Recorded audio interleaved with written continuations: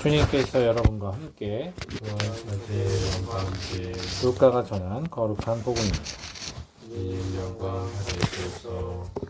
여섯째 달에 하느님께서는 가브리엘 천사를 갈릴레아 지방 나자렛이라는 고을로 보내시어 다윗 집안의 요셉이라는 사람과 약혼한 처녀를 찾아가게 하셨다. 그 처녀의 이름은 마리아였다. 천사가 마리아의 집으로 들어가 말하였다. 은총이 가득한 이여 기뻐하여라. 주님께서 너와 함께 계시다. 이 말에 마리아는 몹시 놀랐다. 그리고 이 인사말이 무슨 뜻인가 하고 곰곰이 생각하였다. 천사가 다시 마리아에게 말하였다. 두려워하지 마라. 마리아야, 너는 하느님의 총애를 받았다. 보라, 이제 내가 잉태하여 아들을 낳을 터이니 그 이름을 예수라 하여라. 그분께서는 큰 인물이 되시고 지극히 높으신 분의 아드님이라 불리실 것이다. 주 하느님께서 그분의 조상 다윗의 왕좌를 그분께 주시어 그분께서 야곱 집안을 영원히 다스리시리니 그분의 나라는 끝이 없을 것이다. 마리아가 천사에게 저는 남자를 알지 못하는데 어떻게 그런 일이 있을 수 있겠습니까? 하고 말하자 천사가 마리아에게 대답하였다. 성령께서 너에게 내려오시고 지극히 높으신 분의 힘이 너를 덮을 것이다. 그러므로 태어날 아기는 거룩하신 분 하느님의 아드님이라고 불릴 것이다. 내 친척 엘리사벳을 보아라. 그 늙은 나이에도 아들을 잉태하였다. 아이를 못 낳는 여자라고 불리던 그가 임신한 지 6달이 되었다. 하느님께는 불가능한 일이 없다. 마리아가 말하였다. 보십시오. 저는 주님의 종입니다. 말씀하신 대로 저에게 이루어지기를 바랍니다. 그러자 천사는 마리아에게서 떠나갔다. 주님의 말씀입니다. 그리스도님 찬미합니다. 평화를 빕니다. 우리가 흔히 성모 마리아 그러면 떠오르는 이미지가 있어요.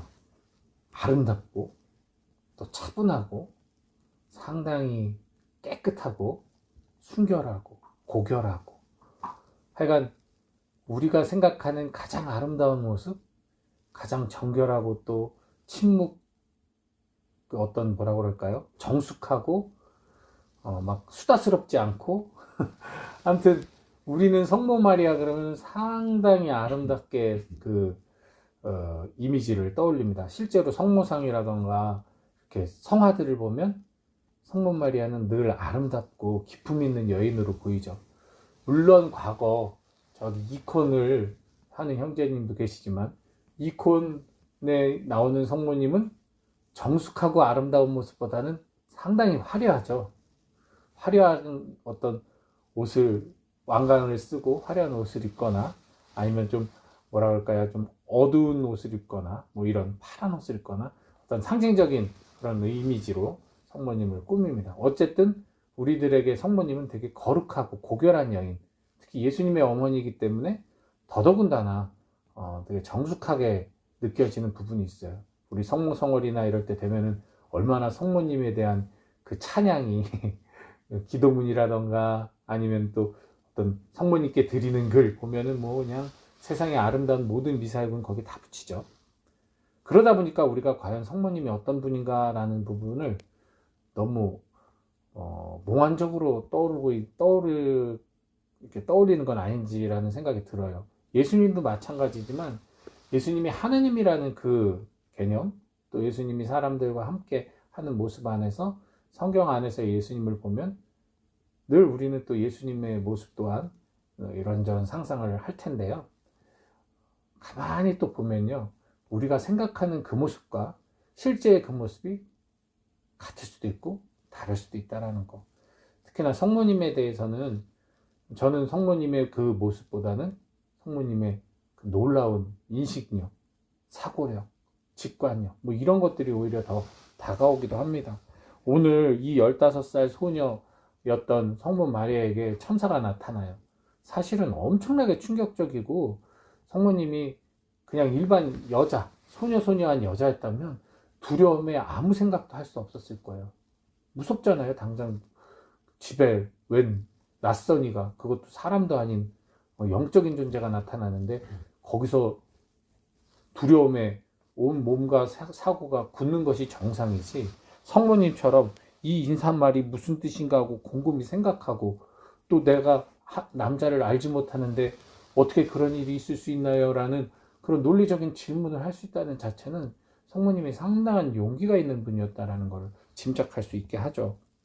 그리고 뭐 성모님의 삶을 보면 여러분도 아시다시피 예수님의 말씀이나 행동을 다 기억하고 계세요. 하나하나 꼼꼼히 기억하고 계시고, 그리고 성모님은 무논리, 무계획으로 그냥 어떤 훌륭한 사람이 이렇게 얘기하면 하고 따라가는 사람이 아니라 상당히 자기만의 사고 안에서 판단하고 생각하면서 충분히 합리적으로 자신이 왜 예수 그리스도 하느님의 아들을 품어야 하는지에 대한 고민을 진지하게 하면서 수락을 하는 모습도 보입니다.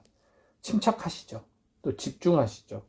또 열정적이고 당신이 주어진 임무에 철저하시죠. 가나의 혼인잔치 때도 당신이 맡았던 직무에 충실하신 모습을 보입니다.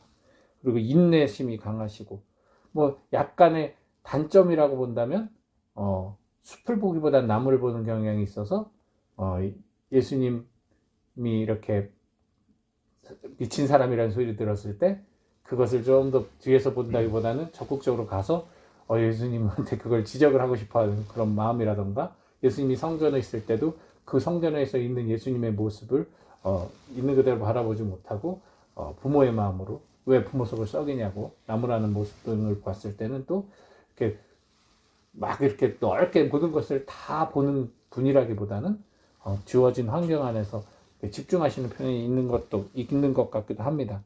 어쨌든 이 성모님께서는 상당히 여전사 같은 모습이 있으세요.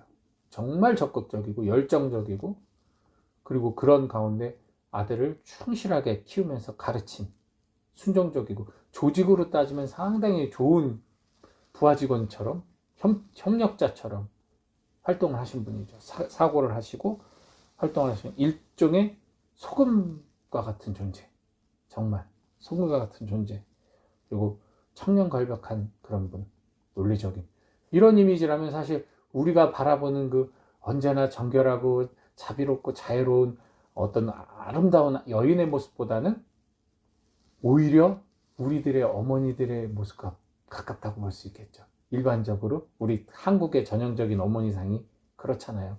차분하고 조용하면서도 상당히 자식들에게 교육열도 있으시면서도 정말 어떻게 하면 더 내 아이를 위해서, 가정을 위해서 잘 키울까, 이 가정을 지킬까 하는 고민으로 이마에 주름이 가득 패인 우리 어머니들, 고생하고 수고하시고 노력하시면서 당신의 목숨을 다 바쳐 가정을 지키는 그런 어머니의 모습이 오히려 더 가깝게 떠오릅니다.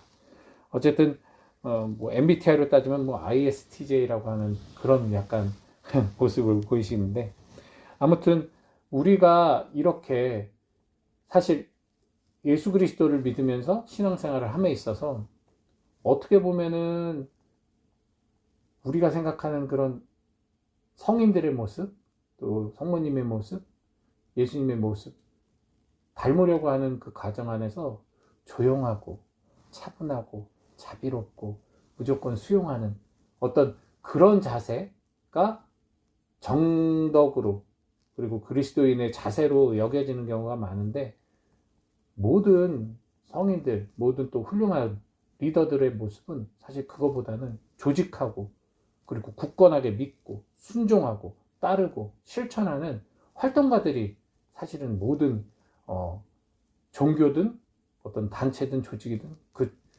출발점에 있는 사람들은 그런 이들이었어요. 진취적인 사람이었다는 거죠. 그래서 우리들이 수도자로서 주님께 순명하고, 주님 말씀을 순명하고 또 봉사하고 섬기고 사랑하는 자세 반드시 필요하지만, 또 한편으로는 예수 그리스도를 따르는 사람으로서, 또 성모님을 우리의 어머니로 모시고 있는 이들로서 우리가 믿는 바에 능동적으로 활동하고 능동적으로 실천하고 또 능동적으로 사랑하고 화해하고 용서할 수 있는 그러한 진취적인 자세도 또한 필요하다는 것. 그래서 정적으로 앉아서 기도만 하는 것이 아니라 능동적으로 나가서 선포하고 봉사하고 섬길 수 있는 그러한 자세, 그것이 오히려 더욱 성모님을 닮고 예수 그리스도를 닮는 그런 모습이 아닐까. 그래서 우리가 우아하게 또 깨끗하게 거룩함만을 찾는 것이 아니라 정말 이 세상, 분명히 악이 함께 공존하는 이 세상 속에서 비록 우리의 옷이 가끔 더럽혀진다 하더라도 끊임없이 그 옷을 빨아내면서 회개하는 삶을 살면서 끊임없이 세상을 향해 거침없이 순명하고 도전하는 그런 멋진 신앙생활, 수도생활 하였으면 좋겠습니다.